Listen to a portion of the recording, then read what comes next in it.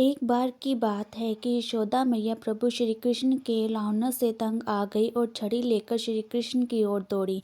जब प्रभु ने अपनी मैया को क्रोध में देखा तो वह अपना बचाव करने के लिए भागने लगे। भागते भागते श्री कृष्ण एक कुम्हार के पास पहुँचे। कुम्हार तो अपने मिट्टी के घड़े बनाने में व्यस्त था, लेकिन जैसे ही कुम्हार ने श्री कृष्ण को देखा तो वह बहुत प्रसन्न हुआ। कुम्हार जानता था कि श्री कृष्ण साक्षात परमेश्वर हैं। तब प्रभु ने कुम्हार से कहा कि कुम्हार जी, आज मेरी मैया मुझ पर बहुत क्रोधित है। मैया छड़ी लेकर मेरे पीछे आ रही हैं। भैया मुझे कहीं छुपा लो। तब कुम्हार ने श्री कृष्ण को एक बड़े से मटके के नीचे छुपा दिया। कुछ ही क्षणों में मैया यशोदा भी वहां आ गई और कुम्हार से पूछने लगी, क्यों रे कुम्हार, तूने मेरे कन्हैया को कहीं देखा है क्या? कुम्हार ने कहा, नहीं मैया, मैंने कन्हैया को नहीं देखा। श्री कृष्ण ये सब बातें बड़े से घड़े के नीचे छुपकर सुन रहे थे। मैया तो वहां से चलेगी। अब प्रभु श्री कृष्ण कुम्हार से कहते हैं, कुम्हार जी, यदि मैया चलेगी हो तो मुझे इस घड़े से बाहर निकालो। कुम्हार बोला, ऐसे नहीं प्रभु जी, पहले मुझे 84 लाख योनियों के बंधन से मुक्त कराने का वचन दो। भगवान मुस्कुराए और कहा, ठीक है, मैं तुम्हें 84 लाख योनियों से मुक्त करने का वचन देता हूँ। अब तो मुझे बाहर निकाल दो। कुम्हार कहने लगा, मुझे अकेले नहीं प्रभु जी, मेरे परिवार के सभी लोगों को भी 84 लाख योनियों के बंधन से मुक्त करने का वचन दोगे तो मैं आपको इस घड़े से बाहर निकालूंगा।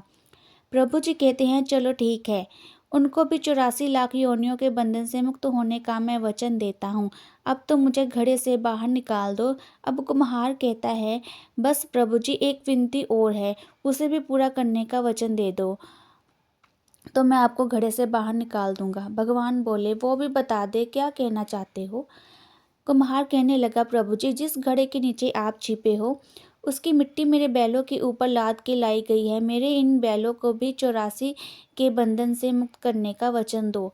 भगवान ने कुम्हार के प्रेम पर प्रसन्न होकर उन बैलों को भी 84 के बंधन से मुक्त होने का वचन दिया। प्रभु बोले, अब तो तुम्हारी सब इच्छा पूरी हो गई, अब तो मुझे घड़े से बाहर निकाल दो। तब कुम्हार कहता है, अभी नहीं भगवान, बस एक अंतिम इच्छा और है, उसे भी पूरा कर दीजिए। तो वह ये है, जो भी प्राणी हम दोनों के बीच के इस संवाद को सुनेगा उसे भी आप 84 लाख योनियों के बंधन से मुक्त करोगे। बस यही वचन दे दो तो मैं आपको इस घड़े से बाहर निकाल दूंगा। कुम्हार की प्रेम भरी बातों को सुनकर प्रभु श्री कृष्ण बहुत खुश हुए और कुम्हार की इस इच्छा को भी पूरा करने का वचन दिया। फिर कुम्हार ने बाल श्री कृष्ण को घड़े से बाहर निकाल दिया, उनके चरणों में साष्टांग प्रणाम किया। प्रभु जी के चरण धोए और चरणामृत लिया, अपनी पूरी झोंपड़ी में चरणामृत का छिड़काव किया और प्रभु जी के गले लगकर इतना रोए कि प्रभु में ही विलीन हो गए।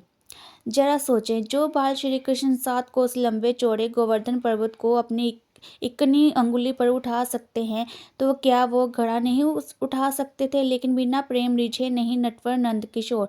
कोई कितने भी यज्ञ करे, अनुष्ठान करे, कितना भी दान करे, चाहे कितनी भी भक्ति करे, लेकिन जब तक मन में प्राणी मात्र के लिए प्रेम नहीं होगा, प्रभु श्री कृष्ण मिल नहीं सकते।